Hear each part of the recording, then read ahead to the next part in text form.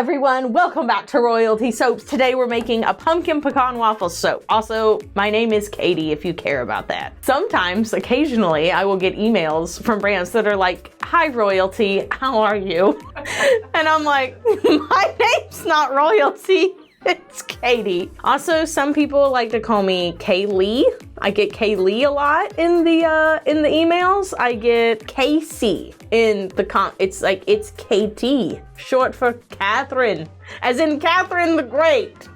Anyway, if you've never actually eaten pumpkin pecan waffles, they're pretty freaking tasty and I can definitely recommend them. The smell, to me, I will put a disclaimer out there, does not smell like pumpkin or waffles. It smells to me a little bit like maple syrup, but it's also not so sweet that you kind of want to gag. I'm pretty sure I talk about that in this video, how I started leaning away from fragrances that were too food-based. There's just something kind of funny about a baked good smell in soap, and it can be done wrong. In the same way, dill pickle shouldn't be a fragrance for any Bath & Body product. That's right, I said it. Don't do that. That makes people want to gag.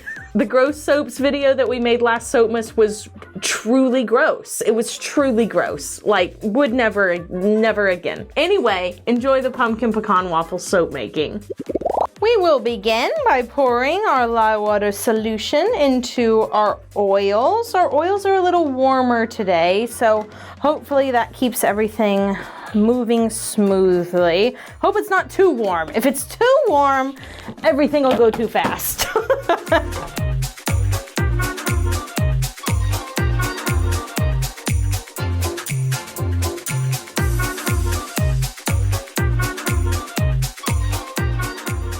Just past emulsion. That probably took 15 seconds for a batch this size, which is absolutely no time at all. Gonna go ahead, pour out some soap batter here for the accent colors. I'm going to go ahead and add my accent colors in. The first one here is Satin Penny, and the next one is Pumpkin Head, which is a very vibrant orange. Into Satin Penny, I'm adding some titanium dioxide, and into the base, I am adding some dark brown oxide. It's going to color almost black, but that's going to help it discolor evenly throughout the soap. I'm adding my pumpkin pecan waffles fragrance into only the base. That way my two accent colors are not discolored at all, and we can blend.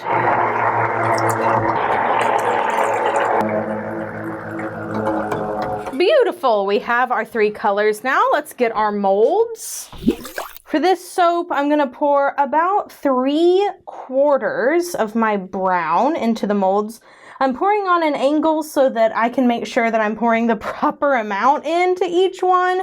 It's kind of hard to see sometimes going side to side, so forgive me as I pour these soaps diagonally.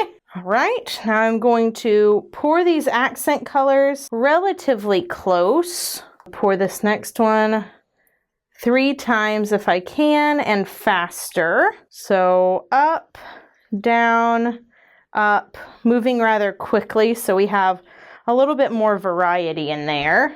Next, we're gonna move in with our brown again, kind of swirl that. Again, keeping it kind of close. Have a little bit left of those accents. So I'm going to pour them into the one that has less soap in it, which is the one closest to you guys. Going to scrapey, my little containy. Get the rest of this batter into our molds. Oh my gosh, the smell, mouth-watering. It's an impeccable smell. If you've ever gotten one of the pumpkin pecan waffles hand soaps or candles from Bath & Body Works, this is a dead-on duplication. Smells exactly like it. Now you can get a pretty frosted soap to match your candle. Awesome! Okay, so now I can go ahead and mix up my my soap frosting. That was really easy. I'm just shooketh. Okay, so I have my soap frosting ready to go in my piping bag. I'm frosting a little bit thinner today just because I do have 3 embeds per bar to put in, and I want to make sure I have enough time to get all those in without them looking a little bit funny. Now, this color that I've picked on the top, I'm not 100% sure about. We'll have to see how it looks tomorrow. I really wanted something that was going to be a little bit lighter, kind of caramelly, I guess. I wanted it to kind of remind you of like caramel frosting, but we'll see. It could be I decide to go with something a little more buttery.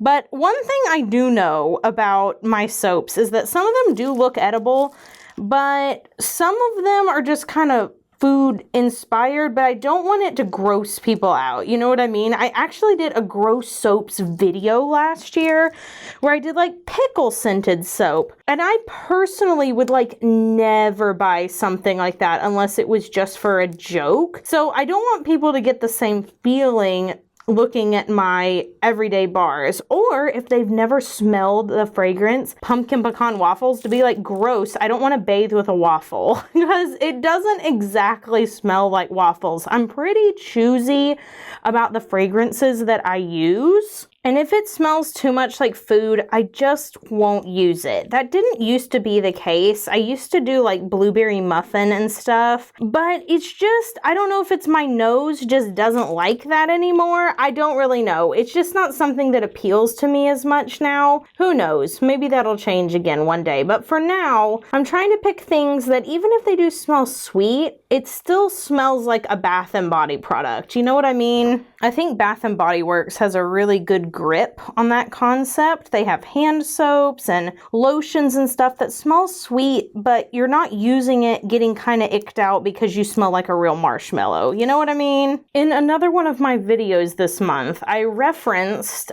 taking a break from social media. It is the first very purposeful, full social media break I have taken in the 10 years of me owning Royalty Soaps. There's always people, I'm sure you know, on Instagram who are like, logging off for a week, taking some time, blah, blah, blah. I've never done that. Here are the waffle embeds we're putting on, by the way, before we get started with this little story here. But yeah, just never taken one. Most of the time it was because I was the only one that could post online. Like, I'm the only one that could do that. For a long time, it was just me. And then now my friend Caroline helps me with some of the online stuff. But for years, if I wasn't posting, nobody was. And quite frankly, I just didn't want to be off of Instagram or YouTube for that long. That wasn't something that interested me. I really liked all of the platforms, but as time has gone on, as the platforms have changed, all of them, and they've become so much more commercialized, I didn't even realize it, but I was spending more time on my phone, more time on social media than I even knew. And I was significantly less happy. I wasn't as inspired to make my soaps. I had a lot of burnout. Caleb has been trying to get me to take a little break for forever. He is so insightful, and he's always, honestly, a little bit more aware of me personally and where I'm at mentally than even I am myself. He's incredibly watchful. He was like, I think it's time. Let's just pre-schedule everything out. You need a break. Uninstall the apps. And I did. I felt like that was the right thing to do. And guys, there is not enough time in this video for me to even tell you what that did for my brain. First of all, I will tell you how long I spent on my phone every day. Now, this is just my phone. This is not my computer, and it does include business necessities like answering emails or talking with people about business stuff. But on average, 6 to 8 hours a day on my phone. Let that sink in a little while you take a look at these adorable pumpkin embeds. This is as a small business owner. This is as a busy person. No wonder I never felt like I had any downtime. No wonder I never felt inspired or creative. I didn't have time to be inspired or creative. I was too busy scrolling. And sometimes I have to admit, those hours were mainly only social media like Instagram and TikTok. I went through what I can only describe as being some type of dopamine withdrawals. Like, I found myself on the way to the restroom, reaching for my phone, realizing I couldn't get on Instagram, and having like a sharp negative emotion. That sounds dramatic for me to be saying these words out loud, but it's the best way I know how to describe it, so bear with me. But as I continued on with the week and got over those first couple of days, I started realizing things about myself. I started realizing that, heck, have I even had an original thought in the last couple of years, or was everything about my books, my interior decorating, my conversation completely being dictated by social media? And I found that even within that first week, a lot of creativity started coming back. A lot of vigor and inspiration for my business that had been waning over the past 2 years was suddenly within my grasp. And quite frankly, it was embarrassing. Okay, well, let me show you. It really was, though, like pecans. You see the pecans? It was embarrassing. I mean, heck, it's a little embarrassing now for me to be telling you about it, but I would rather tell you and admit my own shortcomings, and maybe that helps somebody else, than me keep that to myself and just go to my grave with it. 6 to 8 hours a day is a full-time job spent on my phone. I woke up to it in the morning. I went to bed with it at night. I listened to ASMR every single night. I checked my emails first thing in the morning. I was glued to that thing and I didn't even recognize it. So after I took a week off, I had felt so invigorated. I got so much more inspiration and I was so much happier. I had gone outside and just enjoyed the day without being attached to that old thing. So I'm not back on social media. It's been over a month now. I don't really know what this means for the future, because here's the thing. I love making content.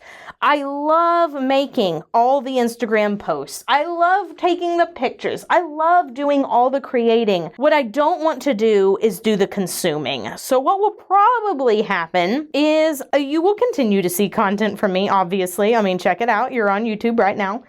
But I will not do a lot of engaging or reading comments, and I will not be using any of the feed features.